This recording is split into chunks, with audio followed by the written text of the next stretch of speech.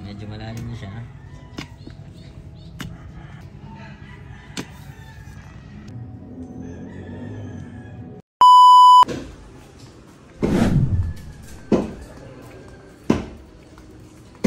Ano guys, okay lang kayo dyan?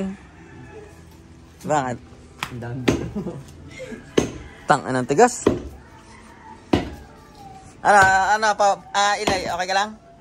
Baka may gusto kayo shoutout. Wala ka pang jowa? Wala ka pang jowa? Oo.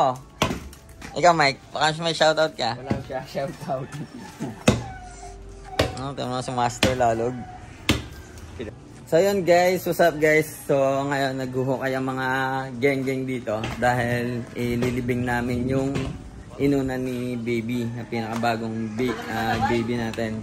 Nalagi So, ka, dahil may ka ba? kasabihan na pala matatanda na inililibing pala to. So yun guys, ilulubog na natin. Sabi kasi ni madam, dapat mas malalim ang baon para matibay ang ngipin. pag malalim daw ang hukay, titibay ang ngipin. Isa yun sa mga kasabihan na matatanda.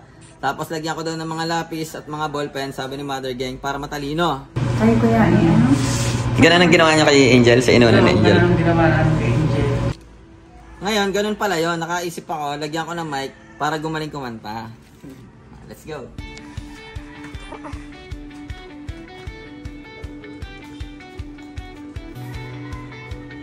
Buang taas. Huwag mo pakita tayo. Nasaan? Nasaan? Yung bang. Okay. So, ayan guys. Kita-kita nyo na. At ito naman cameraman ko. Ayo. Galit daw siya at hindi daw siya namin ginanon yung inunan niya. Hindi ko na kasi tanda kung anong ginawa na sa inunan niya. Habol ka ba?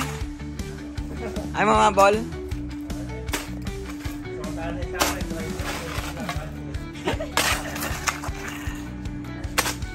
Sininong lalog yan? Mabali mo na dyan.